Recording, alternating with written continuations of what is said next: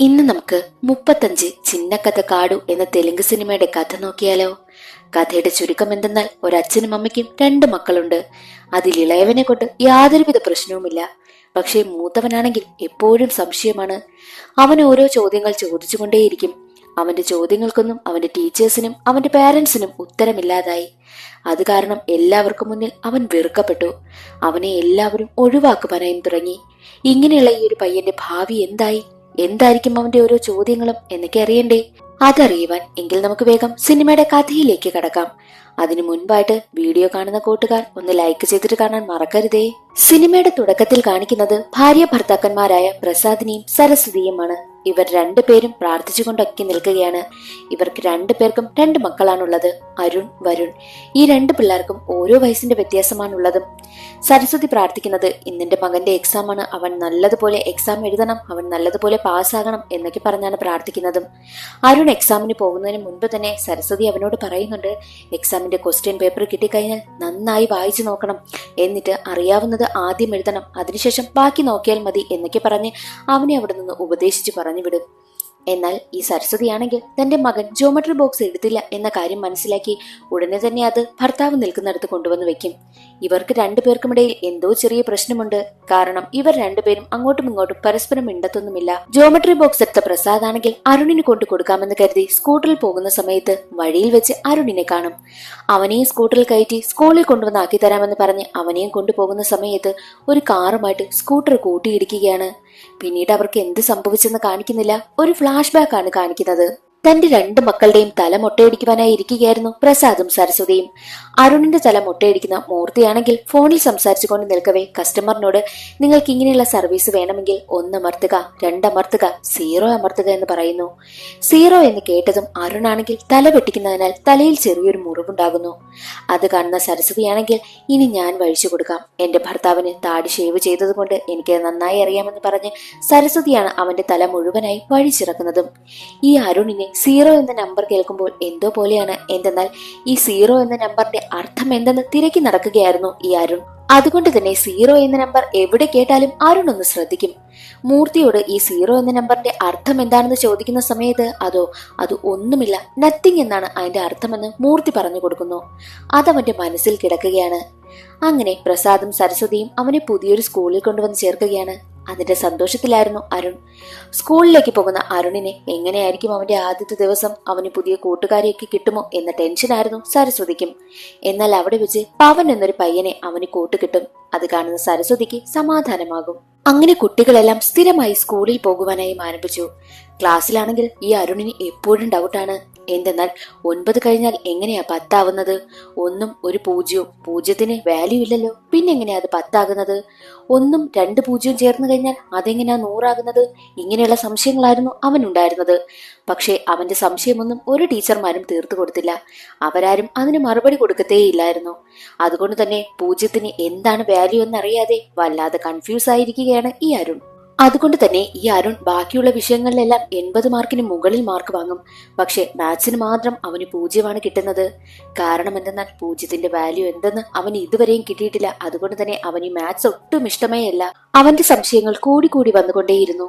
Chess കളിക്കുമ്പോൾ പോലും അരുണിന്റെ സംശയങ്ങൾക്ക് ഉത്തരം കൊടുക്കുവാനായിട്ട് പലപ്പോഴും സരസ്വതിക്കും പ്രസാദിനും കഴിയുമായിരുന്നില്ല. അങ്ങനെ ഇരിക്കെ ദിവസങ്ങൾ മുന്നോട്ട് പോകവേ ഒരിക്കൽ അവരുടെ സ്കൂളിലേക്ക് പുതിയൊരു മാത്സ് സാർ വരികയാണ്. ഇപ്പോൾ ഒരു സ്കൂളില് ചെറിയ കുട്ടികളെ പഠിപ്പിക്കുവാനായി എത്തുന്ന അധ്യാപകരുടെ സ്വഭാവം എങ്ങനെയായിരിക്കും? അവരോട് നല്ല സ്നേഹത്തോടെ മയത്തിലൊക്കെയല്ലേ പെരുമാറുന്നത്. പക്ഷെ ഈ ചാണയ്ക്ക് നേരെ ഓപ്പോസിറ്റ് ആണ്. വളരെ സ്ട്രിക്റ്റ് ആണ്. മാത്സിന്റെ കാര്യത്തിൽ ഒരു തരത്തിലുള്ള വിട്ടുവീഴ്ചയും അയാൾ ചെയ്യത്തേയില്ല. കുട്ടികളോടൊക്കെ വലിയ ദേഷ്യത്തിലാണ് പെരുമാറുന്നതും. വന്ന ഉടനെ തന്നെ ചാണക്യാണെങ്കിൽ എല്ലാ കുട്ടികളോടും മാത്സിന്റെ മാർക്ക് തിരക്കി. എന്നിട്ട് അതനുസരിച്ചാണ് അവരുടെ പേരുകൾ പോലും വിളിക്കാറുള്ളതും. അരുണിന്റെ കൂട്ടുകാരനായ പവന് എല്ലാ വിഷയങ്ങളും പോലെ മാത്സിന് നല്ല മാർക്കുണ്ട്. എന്നാൽ അരുണിനാണെങ്കിലോ ബാക്കിയുള്ള വിഷയങ്ങൾക്കെല്ലാം നല്ല മാർക്കുണ്ട്, മാത്സിന് മാത്രം 0. ഇപ്പോൾ ഈ ചാണക്യ എന്ന സാറ് വന്നപ്പോൾ ഏറ്റവും കൂടുതൽ ആപ്പ് വീഴാൻ പോകുന്നത് അരുണിന് തന്നെയായിരുന്നു. എല്ലാവരെയും മാർക്കിന്റെ അടിസ്ഥാനത്തിലാണല്ലോ പേര് വിളിക്കുന്നത്. അരുണിനോട് മാർക്ക് ചോദിക്കും. അരുണാണെങ്കിൽ സാറിനോടൊരു സംശയം ചോദിക്കും. സാറേ, പവന്റെ കയ്യിൽ ഒരു പേനയുമില്ല, എന്റെ കയ്യില് 2 പേനയുണ്ട്. അപ്പോൾ എന്റെ കയ്യിലുള്ള 2 പേനയും പവന്റെ കയ്യിലുള്ള സീറോയും ഇൻറ്റു ചെയ്തു കഴിഞ്ഞാൽ അതെങ്ങനെയാ സീറോയാകുന്നത് എന്ന് ചോദിക്കും. 2-നല്ലേ വാല്യൂ ഉള്ളത്, അപ്പോൾ 2 വരേണ്ടത് എന്ന് ചോദിക്കുമ്പോൾ ആ സംശയമൊന്നും സാറിനത്ര ഇഷ്ടപ്പെട്ടതേയില്ല. നീ കൂടുതൽ ഓവർ സ്മാർട്ട് ഒന്നും ആകണ്ട, ഇനി മുതൽ നിങ്ങൾ 2 അടുത്തടുത്തിരിക്കാൻ പാടില്ല എന്ന് പറഞ്ഞ് 2 പേരെയും 2 സ്ഥലത്തായിട്ടിരുത്തി. ഒരിക്കൽ രാത്രി അരുൺ ചെസ് കളിക്കുന്നു, വരുൺ മൊബൈലിൽ കളിക്കുന്നു. വരുൺ അമ്മയോട് തനിക്കൊരു സൈക്കിൾ വേണമെന്ന ആവശ്യം പറയുകയാണ്. എന്നാൽ അത് കേട്ട സരസ്വതിയാണെങ്കിൽ അത് പ്രസാദിനോട് പറയും. പക്ഷേ പ്രസാദിന്റെ കൈവശം അതിനു വേണ്ടിയിട്ടുള്ള കാശൊന്നും ഇല്ലാത്ത കാര്യം പ്രസാദും സരസ്വതിയോട് പറഞ്ഞു. എന്നാൽ സരസ്വതി വരുണിനടുത്തെത്തിയിട്ട് പറയുന്നത്, ചേട്ടൻ എങ്ങനെയാ പോകുന്നത്? ബസ്സിലല്ലേ? അപ്പോൾ നീ സൈക്കിളിൽ പോയാൽ എങ്ങനെയാ ശരിയാകുന്നത്? അതുകൊണ്ട് അടുത്ത വർഷമാകട്ടെ നമ്മൾ നിനക്ക് വലിയൊരു സൈക്കിൾ വാങ്ങിത്തരാം. അപ്പോൾ നിങ്ങൾ 2 സൈക്കിളിൽ പോകാമല്ലോ എന്ന് പറയുമ്പോൾ അതിന് വരുൺ സമ്മതിക്കുകയും ചെയ്തു. അങ്ങനെ അടുത്ത ദിവസം സ്കൂളിലേക്ക് ബസ്സിൽ പോവുകയായിരുന്നു അരുൺ. ബസിന്റെ ജനൽ വഴി പുറത്തേക്ക് എത്തി നോക്കിയ അരുൺ കണ്ടത് ചാണക്യ സാറിന്റെ ബൈക്കിലിരുന്ന് പോവുകയായിരുന്നു പവൻ. അത് കണ്ടതും അരുണിന് നല്ല ദേഷ്യം വന്നു. സ്കൂളിൽ ചെന്ന ഉടനെ തന്നെ അരുൺ പവനെ വിളിച്ചു നിർത്തിയിട്ട്, നീ എന്തിനാ സാറിന്റെ ബൈക്കിൽ വന്നത്? നിനക്ക് ഞാനാണോ വലുത് അതോ സാറാണോ എന്ന് ചോദിക്കുമ്പോൾ പവൻ പറയുന്നത്, ഞാൻ എന്ത് ചെയ്യാനാ, ആ സാറ് ഞങ്ങളുടെ ഏരിയയിലുള്ളതാ, അതുകൊണ്ട് എന്നെ നിർബന്ധിച്ച് കൂട്ടിക്കൊണ്ട് വന്നതാ, കയറിയില്ലെങ്കിൽ പണിഷ്മെന്റ് തരുമെന്ന് പറഞ്ഞു എന്ന് പറയും. എന്നിട്ട് പറയും, എനിക്ക് നീ തന്നെയാ വലുതെന്നും അരുണിനോട് പറഞ്ഞു. സാറിനിട്ട് പണി കൊടുക്കുവാനായും അവർ തീരുമാനിച്ചു. സാറിന്റെ ബൈക്കായിരുന്നു അവരുടെ ടാർഗറ്റ്. ബൈക്കിന് ഓരോരോ കംപ്ലൈന്റും അവർ ഉണ്ടാക്കിക്കൊണ്ടേയിരുന്നു. ഗ്ലാസ് പൊട്ടിക്കുക, ഓയിൽ ടാങ്കിൽ ലീക്ക് ഉണ്ടാക്കുക, പിന്നെ ഓരോ കേബിളുകളൊക്കെ കട്ട് ചെയ്ത് വിടുക, അങ്ങനെയൊക്കെ ചെയ്തുകൊണ്ടേയിരുന്നു. ഇതെല്ലാം ആരാണ് ചെയ്യുന്നതെന്നും സാറിന് അറിയത്തേയില്ല. സാറിനോട് എപ്പോൾ അവർക്ക് ദേഷ്യം തോന്നിയാലും അപ്പോൾ തന്നെ വണ്ടിക്കിട്ടവർ പണി കൊടുക്കും. അങ്ങനെ ദിവസങ്ങൾ കടന്നുപോയി. എക്സാമിന്റെ മാർക്കൊക്കെ വന്നു. പവന് മാത്സിന് നല്ല മാർക്ക് കുറവ്. അതെന്തെന്നറിയുവാനായിട്ട് ആൻസർ ഷീറ്റും കൊണ്ട് അവൻ ചാണക്യ സാറിന്റെ അടുത്തേക്ക് എത്തി. സാറ് പറയുന്നത് +1 സിമ്പിൾ വേണ്ട, എന്നാൽ -1 സിമ്പിൾ ഇടണമെന്നായിരുന്നു. അത് കേട്ടുകൊണ്ട് നിന്ന അരുൺ ചോദിക്കുന്നത്, ഇവിടെ 0ക്ക് വാല്യൂ ഇല്ല, പിന്നെയാണോ -1 -2? അത് കേട്ടതും പവൻ ഉടനെ തന്നെ അരുണിനെ അവിടെ നിന്ന് കൂട്ടിക്കൊണ്ടു പോകും. എന്നാൽ ചാണക്യ സാറാണെങ്കിൽ ദേഷ്യപ്പെട്ടിരിക്കുകയാണ്. അടുത്ത ദിവസം സ്കൂളിലേക്ക് എത്തിയ അരുൺ ആണെങ്കിൽ തന്റെ അടുത്തിരിക്കുന്ന പവനെ കാണുന്നില്ല. അവൻ എവിടെ പോയെന്ന് അരുണിന് അറിയുവാനും വയ്യ. അവൻ വീട്ടിലെത്തി അമ്മയോട് കാര്യം പറഞ്ഞു. എന്നാൽ അമ്മ പറയുന്നത്, അവൻ ചിലപ്പോൾ തിരുപ്പതിയിലോ വല്ലതും പോയി കാണും, നീ ഒന്ന് വിളിച്ചു നോക്ക് എന്ന് പറയുന്നു. വിളിച്ചിട്ടും ഫോണിൽ കിട്ടുന്നതേയില്ല.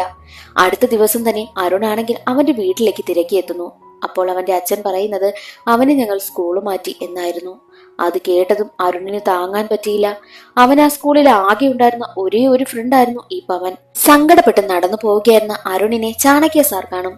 എന്താ സീറോ, നീ ഇവിടെ? നിന്റെ കൂട്ടുകാരനെ സ്കൂള് മാറ്റിയല്ലേ എന്നൊക്കെ പറഞ്ഞ് കളിയാക്കി ചിരിക്കുകയാണ് സാറ്. അടുത്ത ദിവസം സ്കൂളിൽ പോകുന്ന അരുണിനാണെങ്കിൽ ആകെ വിഷമം. അവന്റെ ആകെ ഉണ്ടായിരുന്ന ഒരേ ഒരു സുഹൃത്തായിരുന്നല്ലോ പവൻ. പവനില്ലാത്തതിനാൽ അവൻ ഒറ്റപ്പെട്ട അവസ്ഥയിലാണ്. അവന് സ്കൂളിൽ പോകുവാനും ഒട്ടും താല്പര്യമില്ല. മനസ്സില്ലാ മനസ്സോടെയായിരുന്നു അവൻ സ്കൂളിൽ പൊയ്ക്കൊണ്ടിരുന്നതും. പഠിക്കുവാനും അവന് ഒട്ടും താല്പര്യമില്ല. അങ്ങനെ അത് മനസ്സിലാക്കിയ ചാണക്യ സാറാണെങ്കിൽ പ്രിൻസിപ്പാലിനോട് ആ വിവരം പറയുന്നു. പ്രസാദിനെ അവിടേക്ക് വിളിച്ചു വരുത്തുകയും ചെയ്യുന്നുണ്ട്. ഇവൻ ഇങ്ങനെ പോയി കഴിഞ്ഞാൽ 10ാം ക്ലാസ്സിൽ ഇവൻ എന്തായാലും ബുദ്ധിമുട്ടും, അതുകൊണ്ട് ആൾപാസ് കൊടുത്തു വിടുന്നത് കുറച്ച് പാടാണ് എന്നുള്ള കാര്യം പറയുന്ന സമയത്ത് പ്രസാദും അവനെ ആ ഒരു ക്ലാസ്സിൽ തന്നെ തോൽപ്പിച്ചിരുത്തുവാനായിട്ട് സമ്മതിക്കുന്നു. എന്തെന്നാൽ 6 ജയിച്ച് 7ലേക്ക് പോകേണ്ട പയ്യൻ വീണ്ടും 6ൽ തന്നെ ഇരിക്കുന്നു. അങ്ങനെ അവന്റെ സഹോദരനായിട്ടുള്ള വരുൺ ആണെങ്കിൽ 5ൽ ജയിച്ച് 6ലേക്ക് വരികയാണ്. ഇതേ 6ൽ തന്നെയാണല്ലോ ചേട്ടനായിട്ടുള്ള അരുണും ഇരിക്കുന്നത്. അത് കാണുന്ന ചാണക്യ സാർ പറയുന്നത്, നീ ഇപ്പോഴും തോറ്റു തന്നെ ഇരിക്കുന്നു. ഈ സ്കൂളിൽ തോറ്റ ഒരേ ഒരു വിദ്യാർത്ഥി നീ മാത്രമാ. പഴയ ബെഞ്ച്, പഴയ ക്ലാസ്, എല്ലാം പഴയത് തന്നെ എന്നൊക്കെ പറഞ്ഞ് സാർ അവനെ കളിയാക്കി ചിരിക്കും. സാറിന്റെ ഈ ഒരു കളിയാക്കൽ കാരണമൊക്കെ അരുണിന് സ്കൂളിൽ പോകുന്നതിന് ഒട്ടും താല്പര്യമേ ഇല്ല. അവൻ അക്കാര്യം അമ്മയോട് പറയുകയാണ്. എന്നാൽ ഒരു ഘട്ടത്തിൽ അച്ഛൻ പറഞ്ഞിട്ടാണ് തന്നെ സ്കൂളിൽ തോൽപ്പിച്ചിരുത്തിയത് എന്നുള്ള കാര്യം അരുൺ അറിയും. വീട്ടിലുള്ളവരും കരുതിയിരുന്നത് സ്കൂളിന്റെ മാനേജ്മെന്റ് തന്നെ തീരുമാനമെടുത്ത് ഇവൻ പഠിക്കാത്തതുകൊണ്ട് ഇവനെ തോൽപ്പിച്ചിരുത്തിയെന്നാണ്. എന്നാൽ അച്ഛൻ പറയുന്നത് അങ്ങനെയല്ല, ഞാൻ പറഞ്ഞിട്ടും കൂടിയാ അവര് തോൽപ്പിച്ചിരുത്തിയത്. ഇവൻ മാത്സിന് ഇങ്ങനെ 0 വാങ്ങിക്കൊണ്ടിരുന്നു കഴിഞ്ഞാൽ അതാകെ പ്രശ്നമല്ലേ, അതുകൊണ്ട് മാനേജ്മെന്റ് എടുത്ത തീരുമാനത്തിന് ഞാൻ അങ്ങ് അംഗീകരിച്ചു കൊടുത്തു എന്നുള്ള കാര്യം അച്ഛൻ പറയും. അതാണെങ്കിൽ അരുൺ അറിയുകയാണ്. അരുണിന് വല്ലാത്ത ദേഷ്യം. അരുൺ ദേഷ്യപ്പെട്ടിരിക്കുന്നത് കണ്ട സരസ്വതിയാണെങ്കിൽ, ആരോടാ നിനക്ക് ഈ ദേഷ്യം? ആഹാരത്തിനോടോ? മറ്റൊരാളോടുള്ള ദേഷ്യം വേറൊരാളോട് തീർക്കരുത്, അതൊട്ടും ശരിയല്ല. യഥാർത്ഥത്തിൽ നിന്നോട് തെറ്റ് ചെയ്തത് ആരാ എന്ന് സരസ്വതി ചോദിക്കുമ്പോൾ അത് സ്കൂളാണെന്നും അവൻ പറയുന്നു. എനിക്ക് ഈ സ്കൂളിൽ പോകാൻ ഒട്ടും ഇഷ്ടമല്ല.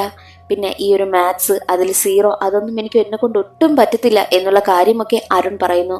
സ്കൂളും ശരിയല്ല മാത്സും ശരിയല്ല എന്നൊക്കെ അവൻ പറയുന്നത് കേട്ട് സരസ്വതി ചോദിക്കുന്നത്, ഓക്കെ ശരി, സ്കൂളുകാരല്ലേ നിന്നോട് തെറ്റ് ചെയ്തെന്ന് നീ പറയുന്ന, പിന്നെ അച്ഛനോട് എന്തിനാ ദേഷ്യം കാണിക്കുന്നത്? അച്ഛനല്ലേ നിന്നെ ആ സ്കൂളിൽ ചേർത്തത്, സ്കൂളാണ് നിന്നോട് തെറ്റ് ചെയ്തത്. പക്ഷേ അച്ഛനോട് എന്തിനാ നീ ദേഷ്യം കാണിക്കുന്നത്? പിന്നെ നിന്നെ ഇപ്പോൾ ഈ സ്കൂളിൽ നിന്ന് മാറ്റുവാനായിട്ട് അച്ഛന്റെ കയ്യിൽ ഇപ്പോൾ അതിനുള്ള സാമ്പത്തിക സ്ഥിതിയൊന്നും ഇല്ല എന്ന് പറയുമ്പോൾ, ശരിയമ്മ, എങ്കിൽ എന്നെ സ്കൂളൊന്നും മാറ്റണ്ട, ഞാൻ ഇനി ആ സ്കൂളിൽ തന്നെ പഠിച്ചോളാം. ഇത്രയും നാള് എന്റെ അനിയൻ എന്റെ പഴയ ബുക്സൊക്കെ വെച്ചല്ലേ അവൻ പഠിച്ചുകൊണ്ടിരുന്നത്, ഇനിയെങ്കിലും അവന് പുതിയ ബുക്സൊക്കെ വാങ്ങി കൊടുക്കണമെന്നും അരുൺ പറയുന്നു. അങ്ങനെ അവർ പുതിയ ബുക്സൊക്കെ വാങ്ങുവാനായിട്ട് പോകും. അവിടെ നിൽക്കുന്ന സമയത്ത് അരുണിന്റെ ദേഹത്ത് ആരോ മഷി കുടയും. തിരിഞ്ഞു നോക്കിയപ്പോൾ ഒരു പെൺകുട്ടിയായിരുന്നു. അവളുടെ പേരാണ് കിരൺ. അവൾ സോറി പറയുന്ന സമയത്ത് ഒന്നും മിണ്ടാതെ അരുൺ അവിടെ നിന്ന് പോകും. അടുത്ത ദിവസം സ്കൂളിലേക്ക് എത്തുന്ന വരുണിനോട് വരുണിന്റെ കൂട്ടുകാരാണെങ്കിൽ, നിന്റെ ചേട്ടനെ ഞങ്ങളുടെ ഗ്യാങ്ങിൽ കൂട്ടാനായിട്ട് പറ്റത്തില്ല, ഒന്നാമത് തോറ്റിരിക്കുന്നവൻ, മാത്രമല്ല നമ്മളെ കാട്ടി നിന്റെ ചേട്ടന് പ്രായവുമുണ്ട്, അതുകൊണ്ട് നമ്മുടെ ഗ്യാങ്ങിൽ കൂട്ടാൻ പറ്റില്ല എന്നൊക്കെ പറയുന്നത് അകത്തെ ബാത്റൂമിലിരുന്ന് അരുൺ കേൾക്കുന്നു. അവൻ പുറത്തേക്ക് വന്നിട്ട്, ഞാൻ നിങ്ങളോട് പറഞ്ഞു എന്നെ നിങ്ങളുടെ ഗ്യാങ്ങിൽ ചേർക്കണമെന്ന്, ഇല്ലല്ലോ എന്നൊക്കെ പറഞ്ഞ് ദേഷ്യപ്പെട്ട് അവിടെ നിന്ന് പോവുകയാണ് ചെയ്യുന്നത്. ക്ലാസ്സിലേക്ക് വരുന്ന സമയത്ത് അവിടുത്തെ ഭിത്തിയിൽ അരുൺ എന്നും പവൻ എന്നും എഴുതി വെച്ചിരിക്കുന്നത് അവൻ കാണുന്നു. അത് കണ്ട് അവന് ഒരുപാട് സങ്കടമാകും. അവനെന്നും പറഞ്ഞ് ആകെയുള്ള ഒരേ ഒരു ഫ്രണ്ട് പവനായിരുന്നല്ലോ. അങ്ങനെ എന്നത്തെയും പോലെ തന്നെ ചാണക്യ സാറിന്റെ ക്ലാസ്സിൽ സംശയമൊക്കെ ചോദിച്ച് പണിഷ്മെന്റ് വാങ്ങി നിൽക്കുകയായിരുന്നു അരുൺ. അപ്പോൾ ആ ക്ലാസ്സിലേക്ക് പുതുതായി ഒരു പെൺകുട്ടി വരും. അത് മറ്റാരുമല്ല, ബുക്ക് ഷോപ്പിൽ വെച്ച് കണ്ട ആ ഒരു പെൺകുട്ടിയുണ്ടല്ലോ കിരൺ, അവൾ തന്നെയായിരുന്നു. അരുൺ ഏത് ക്ലാസ്സിലാണ് ഉള്ളത് ആ ക്ലാസ് തന്നെ തിരഞ്ഞു പിടിച്ചാണ് അവൾ വന്നിരിക്കുന്നതും. ക്ലാസ്സിൽ കയറി അവളാണെങ്കിൽ ഉടനെ തന്നെ അരുണിനടുത്തേക്കാണ് പോയിരിക്കുന്നതും. അപ്പോൾ ചാണക്യ സാർ പറയുന്നുണ്ട്, നീ എന്തിനാ അവന്റെ അടുത്ത് പോയിരിക്കുന്നത്, അവന്റെ അടുത്ത് ആരും ഇരിക്കത്തേയില്ല എന്ന് പറയുമ്പോൾ, ഞാനൊരു ബാക്ക് ബെഞ്ചറാ എന്ന് പറഞ്ഞിട്ടാണ് അവൾ പോയിരിക്കുന്നതും. അരുൺ എങ്ങനെയാണോ ചാണക്യ സാറിന്റെ അടുത്ത് ചോദ്യങ്ങളൊക്കെ ചോദിക്കുന്നത്, അതുപോലെ തന്നെ കിരണം സാറിന്റെ അടുത്ത് ചോദ്യങ്ങളൊക്കെ ചോദിക്കുന്നു. അത് കാണുന്ന അരുണിന് ഇവളും നമ്മുടെ വൈബാണല്ലോ എന്നൊക്കെ തോന്നും. അങ്ങനെ അവളുമായിട്ട് കൂട്ടുകൂടുവാനായും അവൻ തീരുമാനിക്കുന്നു. അരുൺ പലപ്പോഴും ഒറ്റയ്ക്കിരിക്കുന്നതെല്ലാം കിരൺ ശ്രദ്ധിക്കുന്നുണ്ടായിരുന്നു. കിരൺ അവനടുത്ത് വന്ന് കമ്പനിയൊക്കെ കൊടുക്കും. അങ്ങനെ അവരുടെ സ്കൂളിൽ നിന്നും ട്രിപ്പ് പോകുവാനായും തീരുമാനിച്ചു. അരുണിനും കിരണിനും ഇടയ്ക്ക് നല്ലൊരു ഫ്രണ്ട്ഷിപ്പ് ഇപ്പോൾ വളർന്നിരിക്കുകയാണ്. രണ്ടുപേരും ട്രിപ്പിന് പോകുവാനായി തീരുമാനിച്ച സമയത്തായിരുന്നു ചാണക്യ സാറും അവരുടെ കൂടെ വരുന്ന കാര്യം അരുണും കിരണും അറിയുന്നത്. എന്നാൽ അരുൺ ആണെങ്കിൽ സാറ് വന്നാൽ വലിയ ടോർച്ചർ ആയിരിക്കുമെന്ന് ചിന്തിച്ച് സാറിനെ ഒഴിവാക്കുവാനായിട്ട് ഒരു കാര്യം പ്ലാൻ ചെയ്യും. സാറിന്റെ കണ്ണട എടുത്ത് ഒളിപ്പിച്ചു വെക്കുവാനായിട്ടും അവൻ തീരുമാനിച്ചു. കണ്ണട ഇല്ല എന്നുണ്ടെങ്കിൽ സാറിന് കണ്ണ് കാണുവാനായി പറ്റത്തില്ലല്ലോ. ട്രിപ്പ് പോകുന്ന ദിവസമായിരുന്നു അവൻ കണ്ണട എടുത്ത് മാറ്റിയതും. അത് കാരണം സാറാണെങ്കിൽ കണ്ണട ഇല്ലാത്തതിനാൽ വീട്ടിലേക്ക് പോവുകയായിരുന്നു. ഈ കണ്ണട എന്ത് ചെയ്തെന്നാൽ അവനൊരു വണ്ടിയുടെ അടിയിൽ കൊണ്ടുവന്ന് വെച്ചതിനാൽ ചില്ലൊക്കെ പൊട്ടിപ്പോയി. ചാണക്യ സാർ ഇല്ലാത്തതിനാൽ എല്ലാവരും ട്രിപ്പിന് പോയി ട്രിപ്പൊക്കെ എൻജോയ് ചെയ്തു തിരികെ വന്നപ്പോഴാണ് ഒരു കാര്യം സംഭവിച്ചത്. എന്തെന്നാൽ അരുണിനെ സ്കൂളിൽ നിന്ന് സസ്പെൻഡ് ചെയ്തിരിക്കുകയാണ്. കാരണം എന്തെന്നാൽ അരുണാണ് ചാണക്യ സാറിന്റെ കണ്ണട എടുത്ത് ഒളിപ്പിച്ചു വെച്ചതെന്ന കാര്യം പ്രിൻസിപ്പാളിന് മനസ്സിലായി. അന്ന് കണ്ണടയില്ലാതെ വീട്ടിലേക്ക് ബൈക്കിൽ പോവുകയായിരുന്ന സാറിന്റെ ബൈക്ക് ആക്സിഡന്റ് ആയി. സാറിന്റെ കൈയും ഒടിഞ്ഞിരിക്കുകയാണ്. ഇങ്ങനെ ഒരു പ്രവൃത്തി ചെയ്യുന്ന ഒരു കുട്ടിയെ ഒരിക്കലും ഈ സ്കൂളിൽ പഠിപ്പിക്കാനാകില്ല എന്ന് പറഞ്ഞ് പ്രസാദിനടുത്തേക്ക് അവനെ സസ്പെൻഡ് ചെയ്ത കാര്യം പറയുന്നു. പ്രിൻസിപ്പാളിനെ കണ്ടിട്ട് പുറത്തേക്ക് ഇറങ്ങിയ പ്രസാദ് ആണെങ്കിൽ തന്റെ മകനായ അരുണിനെ ഒന്ന് അടിക്കും. എന്നിട്ടാണ് വീട്ടിലേക്ക് പോകുന്നതും. പക്ഷെ അരുണിന് അതൊന്നും താങ്ങാനായി പറ്റിയില്ല. എന്നാൽ വീട്ടിലുള്ളവരെല്ലാവരും അവനെ കുറ്റം പറയുന്നത് മനസ്സിലാക്കിയ അവനാണെങ്കിൽ അവിടെ നിന്ന് നാട് വിട്ടു പോവുകയാണ്. ഒരു ട്രെയിൻ കയറി പോകുവാനാണ് അവൻ പ്ലാൻ ചെയ്തതും. പക്ഷെ ട്രെയിനിൽ കയറിയപ്പോൾ അവന്റെ മനസ്സ് മാറി. തിരികെ വരാനായി നോക്കുന്ന സമയം തന്നെ ട്രെയിൻ എടുത്തിരുന്നു. എന്ത് ചെയ്യണമെന്നറിയാതെ ട്രെയിനിൽ നിൽക്കുന്ന അരുണിനെ ഒരു ലോയറുടെ കൈവശമാണ് കിട്ടിയത്. ആ ലോയർ അരുണുമായി കാര്യമൊക്കെ അന്വേഷിച്ച ശേഷം അവനെ അവന്റെ വീട്ടുകാരുടെ കൈവശം ഏൽപ്പിച്ചു. പ്രസാദിനും സരസ്വതിക്കും ഒരുപാട് സന്തോഷമായി. അങ്ങനെ പ്രസാദ് ആണെങ്കിൽ, നമ്മുടെ മകനെ ഈ ഒരു സ്കൂളൊന്നും സെറ്റാകില്ല, അതുകൊണ്ട് തന്നെ അവനെ നമുക്ക് വേദശാലയിലാക്കാമെന്ന് പറയുന്നു. ഈ വേദശാല എന്തെന്നാൽ അമ്പലങ്ങളിൽ നിന്ന് കുട്ടികളൊക്കെ പഠിക്കില്ലേ, അത് തന്നെയാണ്. പക്ഷെ അതിന് സരസ്വതിക്ക് ഒട്ടും താല്പര്യമേ ഇല്ല. അടുത്ത ദിവസം അവനെ വേദശാലയിലേക്ക് കൊണ്ടുപോകുവാനായിട്ടായിരുന്നു പ്രസാദിന്റെ പ്ലാൻ. പക്ഷെ പ്രസാദ് ഉറക്കമുണരും മുൻപ് തന്നെ രണ്ടു മക്കളെയും ഒരുക്കി അവൾ സ്കൂളിലേക്ക് അയച്ചിരുന്നു. പ്രസാദ് ഉണർന്ന ഉടനെ തന്നെ സരസ്വതിയോട് മക്കളെ പറ്റി തിരക്കുന്ന സമയത്ത് അവർ സ്കൂളിൽ പോയെന്ന് സരസ്വതി പറയുന്നു. അത് കേട്ടതും പ്രസാദിന് ഒരുപാട് ദേഷ്യമായി. ഞാൻ നിന്നോട് പറഞ്ഞില്ലേ അവരെ വേദശാലയിലാക്കാമെന്ന്. എന്നാൽ സരസ്വതി പറയുന്നത്, നമ്മുടെ മകന് ഒരവസരം കൂടി കൊടുക്കാം, അതിനുശേഷം അവൻ നേരെയായില്ല എന്നുണ്ടെങ്കിൽ നമുക്ക് അവനെ വേദശാലയിലാക്കാമെന്നും സരസ്വതി പറഞ്ഞു. അപ്പോൾ പ്രസാദ് പറയുന്നത്, ശരി, അവനിനി ഒരു അവസരം കൂടി കൊടുക്കാം. അവനിനി നേരെയായി എന്ന് തോന്നിയാൽ മാത്രമേ ഞാൻ നീയുമായി സഹകരിക്കൂ. അത് മതിയോന്ന് ചോദിക്കുമ്പോൾ സരസ്വതിയും അതിന് സമ്മതിക്കും. അങ്ങനെയാണ് ഇവർ രണ്ടുപേരും പരസ്പരം മിണ്ടാത്തത്. സിനിമയുടെ തുടക്കത്തിൽ പറഞ്ഞല്ലോ, അരുണിനെ സ്കൂളിൽ നിന്ന് സസ്പെൻഡ് ചെയ്തല്ലോ, എങ്ങനെയെങ്കിലും പ്രിൻസിപ്പാളുമായിട്ട് സംസാരിക്കുവാനായിട്ട് വരുണും കിരണും തീരുമാനിക്കും. കിരണിന്റെ മുത്തശ്ശനായിരുന്നു ആ പ്രിൻസിപ്പാൾ. അങ്ങനെ ചെന്നിട്ട് പ്രിൻസിപ്പാളിനെ കാണണമെന്ന് പറയുമ്പോൾ പ്രിൻസിപ്പാൾ ഇപ്പോൾ പറ്റില്ല എന്ന് പറഞ്ഞ് അവരെ ഒഴിവാക്കുവാനായി നോക്കും. എനിക്ക് എന്റെ മുത്തശ്ശനോട് സംസാരിക്കണമെന്ന് കിരൺ പറയും. അങ്ങനെ പ്രിൻസിപ്പാൾ ആണെങ്കിൽ ആ കുട്ടിയോട് സംസാരിക്കുകയാണ്. അരുണിനെ എങ്ങനെയെങ്കിലും തിരികെ എടുക്കണമെന്ന് അവൾ പറയുന്ന സമയത്ത് ഇത്രയും വലിയൊരു പ്രവൃത്തി ചെയ്തൊരു കുട്ടിയെ എങ്ങനെ അവിടെ തിരികെ എടുക്കേണ്ടതെന്ന് പ്രിൻസിപ്പാൾ ചോദിക്കും. അപ്പോൾ അവൾ നടന്ന സംഭവം എല്ലാം പറഞ്ഞു. ചാണക്യ സാറ് കുട്ടികളെയൊക്കെ ഒരുപാട് ടോർച്ചർ ചെയ്യും. അതുകൊണ്ട് സാറ് ടൂറിന് വരാതിരിക്കാനായിട്ടാണ് അവൻ അങ്ങനെ ചെയ്തത്, അല്ലാതെ വേറൊന്നുമല്ല എന്ന് അവൾ പറയുമ്പോൾ പ്രിൻസിപ്പാൾ പറയുന്നത്, എങ്കിൽ ശരി, ഞാൻ ക്ലാസ്സിലുള്ള എല്ലാ കുട്ടികളോടും ഒന്ന് അന്വേഷിക്കട്ടെ. അവർക്ക് എല്ലാവർക്കും അരുണിനെ തിരികെ എടുക്കുന്നതിൽ താല്പര്യമുണ്ട് എന്നുണ്ടെങ്കിൽ നമുക്ക് അവനെ തിരികെ എടുക്കാമെന്നും പറയുന്നു. ഉടനെ തന്നെ വരുണും കിരണും ക്ലാസ്സിലേക്ക് ചെന്നിട്ട് എല്ലാ കുട്ടികളോടും അരുണിനെ തിരികെ എടുക്കുന്നതിൽ സഹകരിക്കണമെന്ന് പറയുന്നു. എന്നാൽ അവർ പറയുന്നത്, ഞങ്ങൾ എന്തിനു സഹകരിക്കണം? അവൻ ഞങ്ങളോടൊന്നും മിണ്ടത്ത് പോലുമില്ല. മാത്രമല്ല, ഇത്രയും മോശമായിട്ട് പഠിക്കുന്ന കുട്ടി ഒരു ക്ലാസ്സിലുണ്ടെങ്കിൽ നമ്മളും അങ്ങനെ ആയി പോകില്ലേ എന്നാണ് പറയുന്നത്.